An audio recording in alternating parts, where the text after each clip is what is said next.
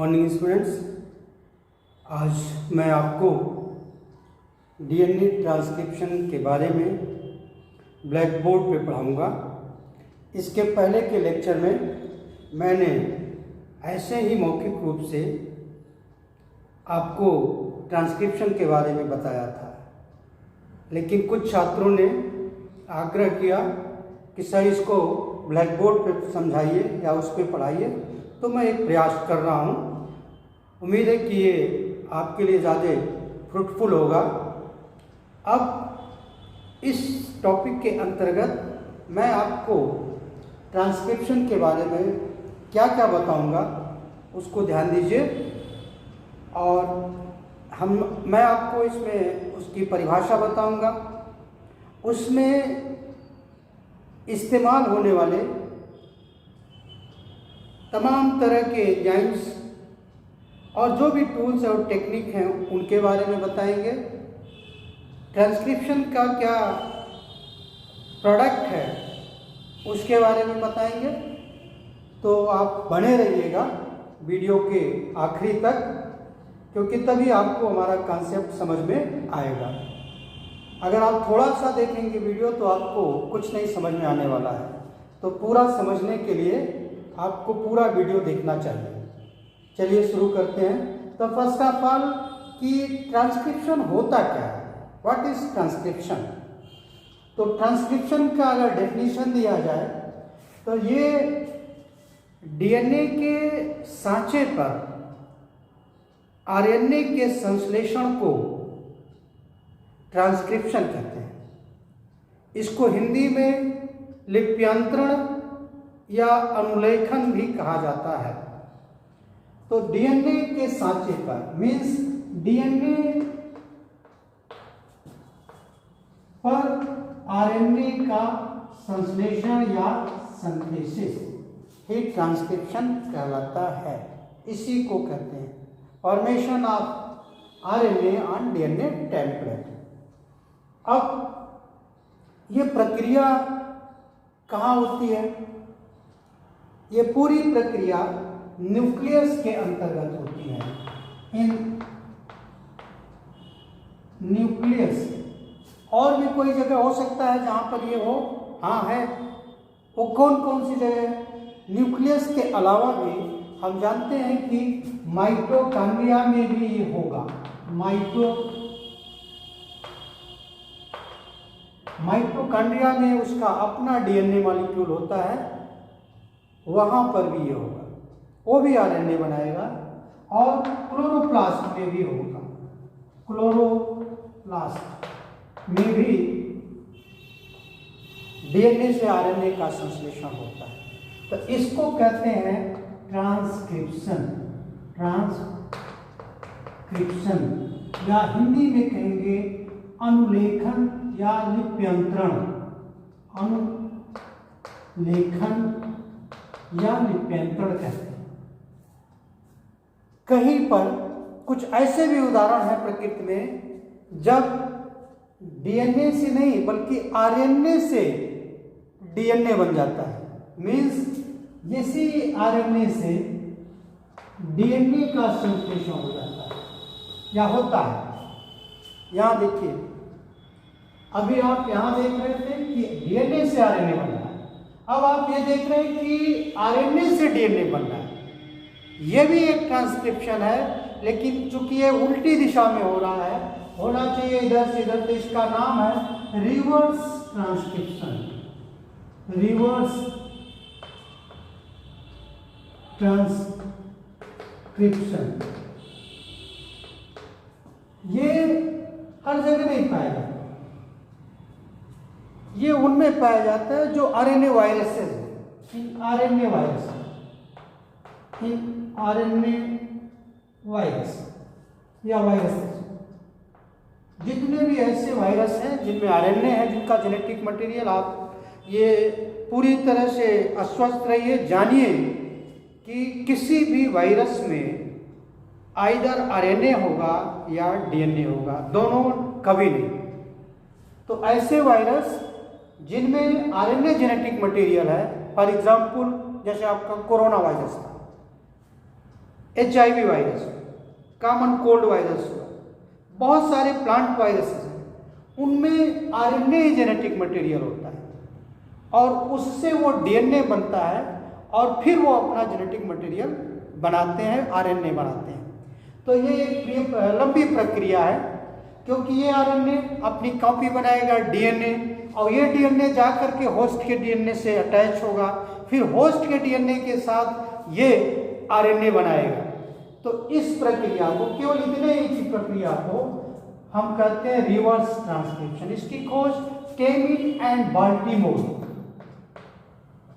Temin and Baltimore, ये दो वैज्ञानिक मिलकर के इसकी खोज किए थे, और इसको टेमिनिज्म भी कहते हैं। टेमिन के नाम से इसका दूसरा नाम है टेमिनिज्म, that is the synthesis of DNA on RNA template. तो हमको ये भी थोड़ा सा समझ लेना चाहिए, लेकिन हम अब फोकस करेंगे इस पर, यहां पे DNA से RNA के संश्लेषण के बारे में। हमने यहाँ बताया कि ये न्यूक्लियस में भी हो सकता है, होता ही है, माइटोकॉन्ड्रिया में भी होगा और क्लोरोप्लास्ट में भी होगा। इनके पास भी उसी तरह से, जैसे मैं आपको कई बार बताया हूँ कि ये DNA और क्लोरोप्लास्ट, इनके पास भी अपना जो है जेनेटिक मटेरियल होता है, इनके पास भी अपना DNA मॉलिक्यूल होता है, और वो बिल्कुल सर्कुलर, यानी जस्ट लाइक प्रोकैरियोटिक DNA, जैसे बैक्टीरिया का DNA होता है और कि बैक्टीरिया का DNA होता है, वैसे ही इनका भी DNA होता है। इवन इनके पास जो राइबोसोम्स होते हैं वो 70S टाइप के होते हैं। तो इनका जो सर्कुलर DNA है, सर्कुलर DNA और ये 70S राइबोसोम्स, ये दोनों मिलकर के ये सजेस्ट करते हैं कि they are just like prokaryotic organism. कभी ये बैक्टीरिया रहे हों, ये दोनों, माइटोकॉन्ड्रिया कभी एरोबिक बैक्टीरिया था, क्लोरोप्लास्ट कभी ऑटोनॉमस या ऑटोट्रोफिक बैक्टीरिया था जो अपना भोजन स्वयं बना लेता था। अब एक नई थ्योरी आई है कि सिम्बियोटिक थ्योरी जिसे कहते हैं, कि कभी ये प्रोकैरियोटिक फ्री लिविंग में रहते स्टेज में थे और वो फिर ट्रैप हो गए किसी ऐसे सेल में और हमेशा के लिए उसमें रह गए और उससे यूकैरियोट्स का डेवलपमेंट हुआ। तो एक सिम्बियोटिक थ्योरी दी गई कि कैसे प्रोकैरियोट्स से यूकैरियोट्स डेवलपमेंट हुआ, कैसे कंपार्टमेंटाइजेशन हुआ।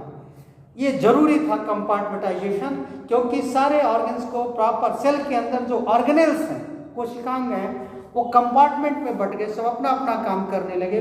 उससे सेल की इफिशियंसी बहुत बढ़ गई, उससे सेल में growth and reproduction, proliferation fast होने लगा और सेल को मौका मिला इवोल्यूएट करने के लिए, इवोल्यूशन के लिए, विकास के लिए ये बहुत जरूरी था। एक्टिव हो गया सेल, उसको ज़्यादा ATP मिलने लगा, अधिक माइटोकॉन्ड्रिया काफ़ी एनर्जी प्रोड्यूस किया। तो ये सारी चीज़ें हैं, लेकिन अभी हम यहाँ फोकस नहीं करेंगे, हम केवल न्यूक्लियस के बारे में या न्यूक्लियर ट्रांसक्रिप्शन के बारे में ही आपको बताएंगे।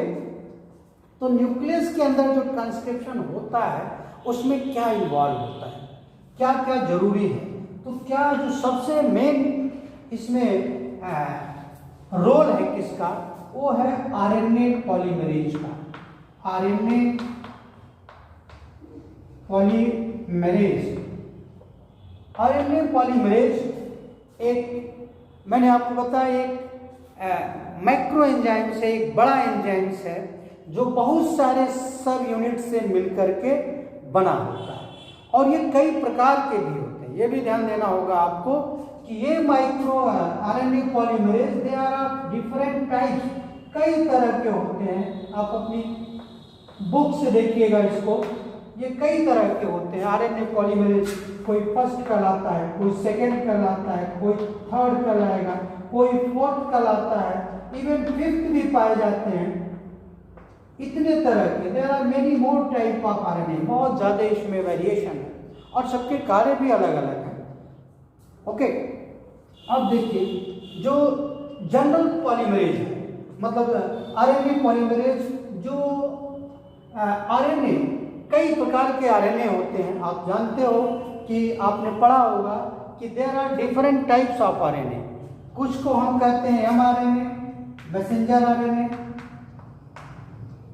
राइबोसोमल आरएनए, ट्रांसफर आरएनए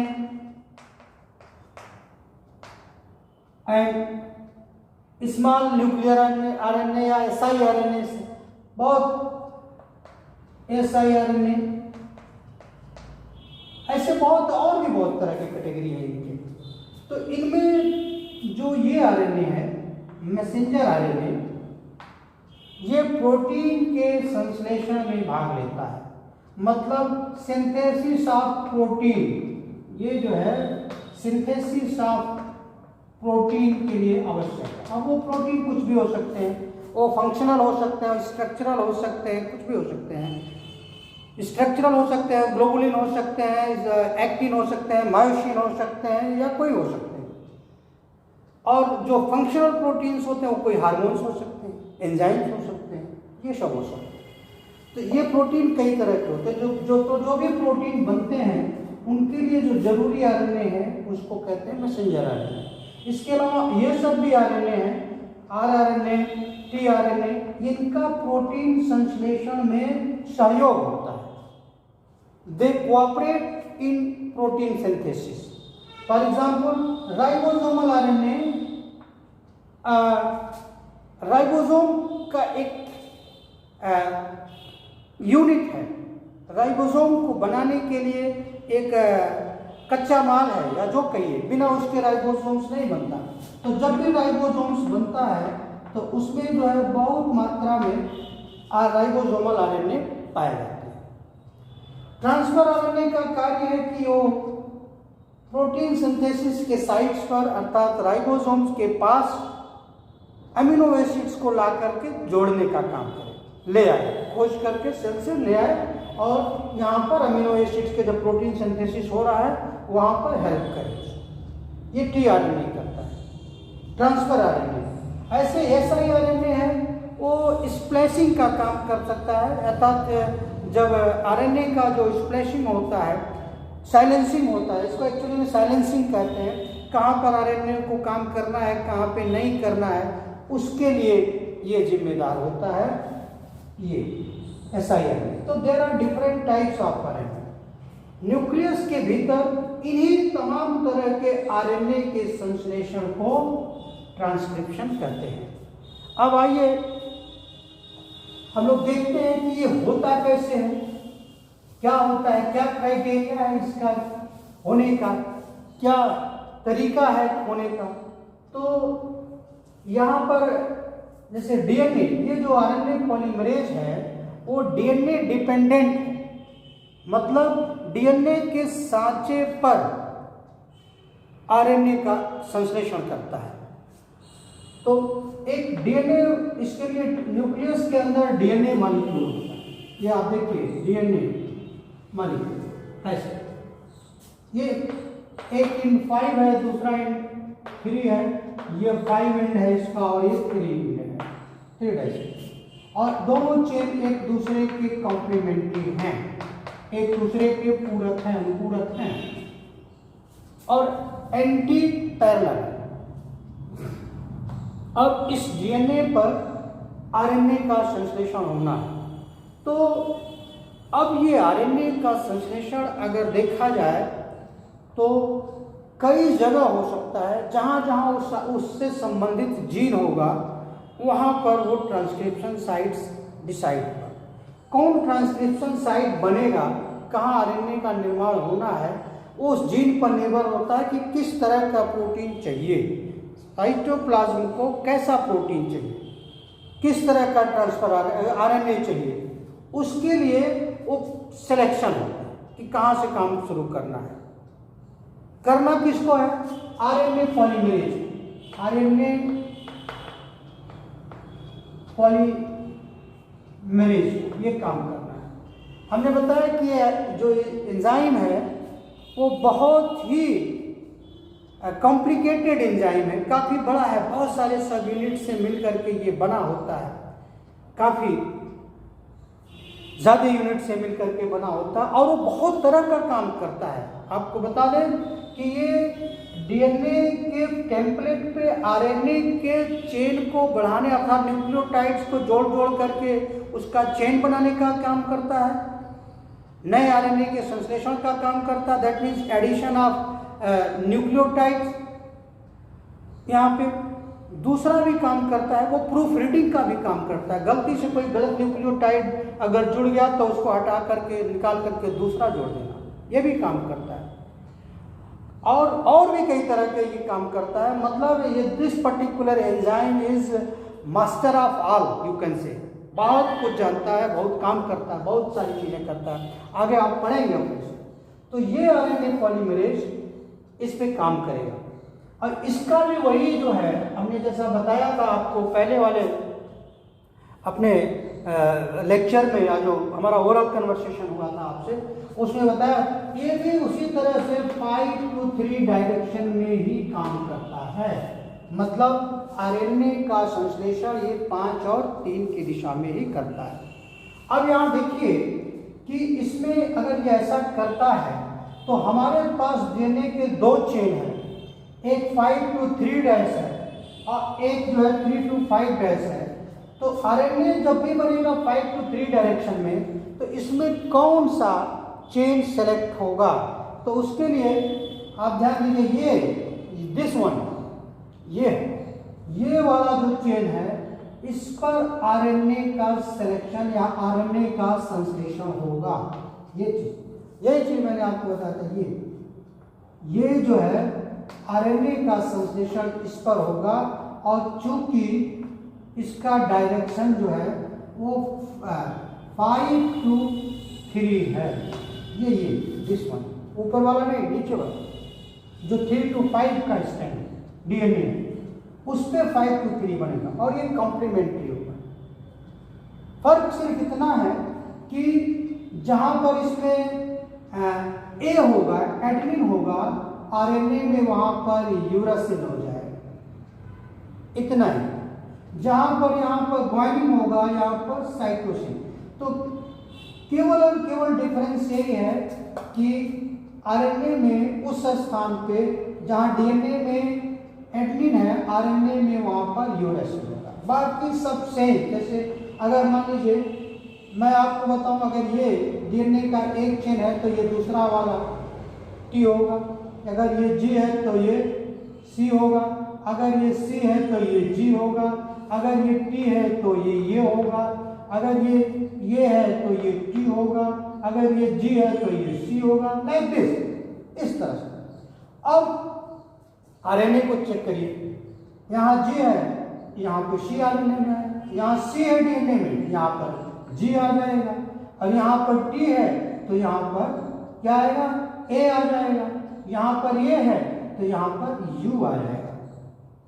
अब आप पाएंगे कि ये जो नया आरएनए बना है डीएनए के सांचे पे, वो बिल्कुल उसके दूसरे सिरे वाले डीएनए यानी तो अपोजिट वाले डीएनए के इसके बिल्कुल हूबहू वैसे ही है, केवल अंतर इतना ही है कि जहां ये टी है उसके पास ही है। बाकी आप देखिए ये थोड़ा मिस्टेक हुआ है, इसको सही कर लीजिए, यहाँ जी है तो यहाँ पर सी हो। अब देखिए यहाँ सी है आरएनए पर, यहाँ पर सी है, यहाँ जी है आरएनए पर, यहाँ भी जी है, यहाँ ए है, यहाँ यू है तो यहाँ टी है। केवल इतना ही फर्क है और कहीं नहीं फर्क है। केवल और केवल आरएनए में यू जो है वो टी के स्थान पर है, डीएनए के टी के स्थान पर यू, इतना ही फर्क। इस तरह से ये जो आरएनए है ये बिल्कुल इस अपोजिट डीएनए के जैसा है। तो इस नाते इस अपोजिट वाले डीएनए को, ये इस वाले को कहते हैं सेंस स्ट्रैंड, और ये जो टेम्पलेट का काम किया है, जो टेम्पलेट बना है यानी सांचा बना है, टेम्पलेट बना है, इसको कहते हैं एंटीसेंस, इसको कहते हैं एंटीसेंस। यही कंफ्यूज होते हैं लोग। तो ये साचा वाला एंटी सेंस हो गया, जो बिना साचा का था वो सेंस हो गया, क्योंकि वो बिल्कुल आरएनए उसी जैसा है, कहीं अंतर नहीं है। और इसी को फिर कहते हैं कोडिंग एंड नॉन कोडिंग। इसी एंटी सेंस को कहते हैं नॉन कोडिंग, और सेंस वाले का नाम हो जाता है कोडिंग स्ट्रैंड, कोडिंग से। ये आपके समझ में आना चाहिए एग्जैक्ट। इसके बाद अब देखिए, इतना अगर आपके समझ में आ गया तो आगे देखिए कि फिर क्या होता है आगे। अब इसी पे आरएनए पॉलीमरेज को काम करना है, यानी ये मैंने तो केवल आपको समझाने के लिए बताया। अब इस पे काम कैसे शुरू होगा, तो मैं इसको मिटाता हूं और आपको ये देखना हो, जो ये आरएनए पॉलीमरेज है ये काम कैसे करता है। तो जैसे डीएनए का ये चेन, मान लीजिए डीएनए है, ऐसे खूब बड़ा समय बना, ये डीएनए अणु है, डीएनए मॉलिक्यूल है ऐसे, और ये आप ऐसे बना लीजिए, उसमें कोई वो नहीं है।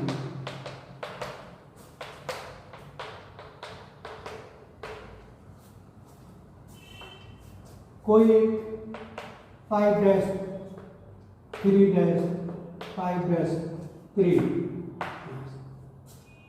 अब यहां पर जब ये काम करना होगा इसको, तो ये चूज करेगा कि कहाँ वो काम करेगा। तरह तरह के आरएनए पॉलीमरेज होते हैं, बहुत प्रकार के होते हैं। अब वो आरएनए एक विशेष साइट पे आता है जिसको कहते हैं प्रोमोटर साइट। यहां पर एक है जिसका नाम है प्रोमोटर साइट या रीजन, प्रोमोटर साइट या रीजन।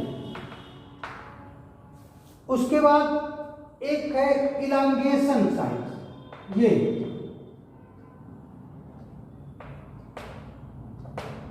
रीजन या साइट, और एक है टर्मिनेटर, मतलब यहां पर टर्मिनेट हो जाएगा, खत्म हो जाएगा, ये है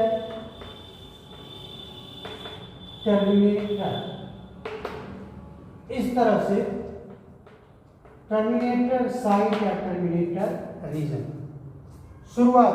अब देखिए यहां पर समझना होगा, प्रमोटर साइट का मतलब जहां से इनिशिएशन होगा, शुरुआत होगा, यहां से इनिशिएशन हो। इनिशिएशन में जरूरी है कि हाइड्रोजन बांड कम हो, ज्यादा कम एनर्जी खर्च हो, और उसके लिए यहाँ पर जो सीक्वेंस होना चाहिए, बेस सीक्वेंस होना चाहिए प्रमोटर रीजन में, वही जो हमने बताया था कि वहाँ पर ये सीक्वेंस ज़्यादा आसान है इसको तोड़ना।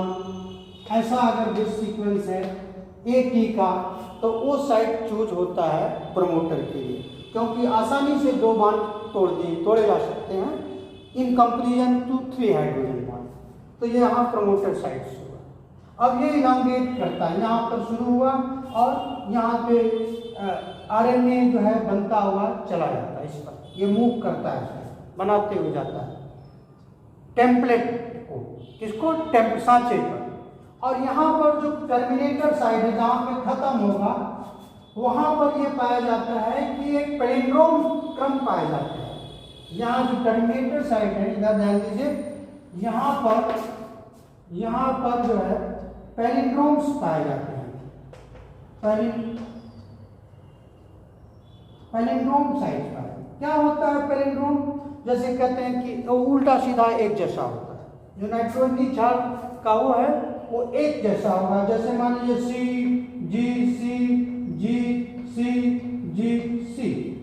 ऐसे, या मान लीजिए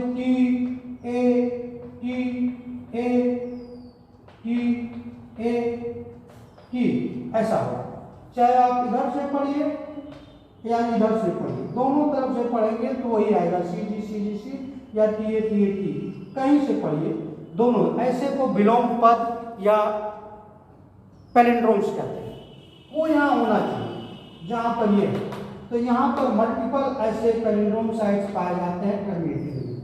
ऐसे तो यहाँ ये शुरुआत हो जाएगी आरएनए पॉलीमरेज ये काम करेगा, ऐसे लेते हुए मतलब ऐसे इसको संश्लेषित करते हुए एक से इसको टेम्परेट मान करके ऐसे चला जाएगा। जहाँ जहाँ पर इसको टर्मिनेटर साइट मिलेगा वहीं पर ये रुक जाएगा, वहीं पर रुक जाएगा और फिर इससे अलग हो जाएगा।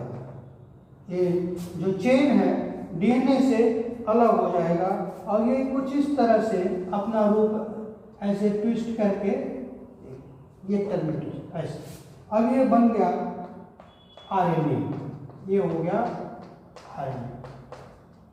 अब इसका नाम है आरएनए और ये अलग हो जाता है, इससे अलग हो जाता है। फिर अगर जरूरत है तो फिर से ये पॉलीमरेज फिर इन्वॉल्व हो सकता है, अगर कई कॉपी चाहिए तो उस आरएनए का, तो ऐसे आरएनए का फॉर्मेशन ये कर देता है। अब ये आरएनए अगर ये प्रोकैरियोटिक आरएनए है तो एज इट इज काम करेगा। अगर ये यूकैरियोटिक आरएनए है तो इसकी प्रोसेसिंग होगी और तब जा कर के ये मैसेंजर आरएनए या राइबोसोमल आरएनए या ट्रांसफर आरएनए या एसआई आरएनए का रूप धारण करेगा। तो अभी इसका नाम हो जाता है हेट्रोजीनस न्यूक्लियर आरएनए, इसका नाम होता है हेट्रोजीनस न्यूक्लियर आरएनए अगर ये यूकैरियोटिक है। और उसके लिए फिर इसकी प्रोसेसिंग होगी, इसकी कैपिंग होगी, ऐसे बाहर नहीं निकल पाएगा, इसकी प्रोसेसिंग होगी और इसकी कैपिंग होगी। अभी ये प्री मैच्योर आरएनए है तो प्रोसेसिंग में क्या, अगर यूकैरियोटिक है तो स्प्लैशिंग होगी, वो हम आपको बाद में पढ़ाएंगे। और इसके मैच्योरेशन में क्या होता है, अभी ये न्यूक्लियस को नहीं छोड़ सकता, तो यहाँ पर इसके जो 5 एंड है, यहाँ पर ये 5-3 के एंड में ही बना है ऐसे, तो जो 5 एंड है यहाँ पर फॉस्फेट की कैपिंग होती है इस एंड पे, और जो इसका 3 एंड है यहाँ पर, इस पर जो है निकलने से पहले, न्यूक्लियस से निकलने से पहले यहाँ पर जो ये 3 एंड है, न्यूक्लियस से निकलने से पहले इस पे कई एडेनिन ऐसे जोड़ दिए जाते हैं, पॉली एडेनिन टेल, तो ये टेल हो गया इसका और ये इसका हेड हो गया।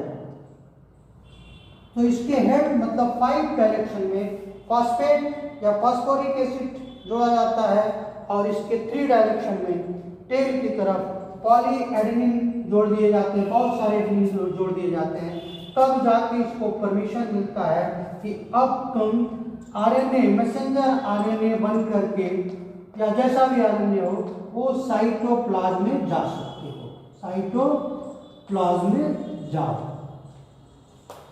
इस तरह। तो ये प्रक्रिया है। अगर ये प्रोटीन बनाने वाला आरएनए है तो अब ये जाएगा और अपने आप को राइबोसोम के साथ जोड़ करके प्रोटीन का संश्लेषण करने में सहयोग करेगा।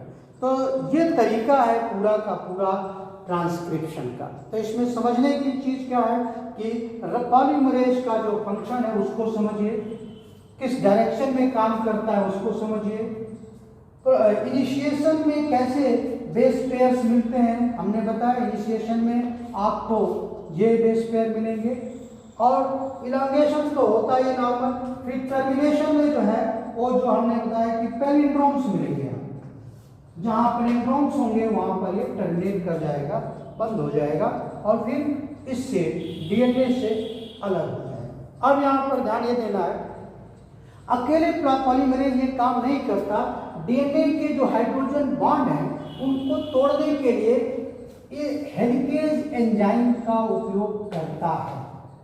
हेलिकेज जो हाइड्रोजन बॉन्ड को तोड़ेगा, तो हेलिकेज के साथ मिल करके ये काम करता है आरएनए पॉलीमरेज, दैट्स ऑल। और मुझे उम्मीद है कि आप इसको कुछ और अच्छा समझ गए होंगे। हमारे जो ओरल सेशन था उसमें आपको अब काफ़ी क्लैरिटी मिल जाएगी, आपका कॉन्सेप्ट क्लियर हो जाएगा। और फिर मिलते हैं हम अगले टॉपिक के साथ, डीएनए या ट्रांसलेशन के साथ। तो तब तक के लिए धन्यवाद।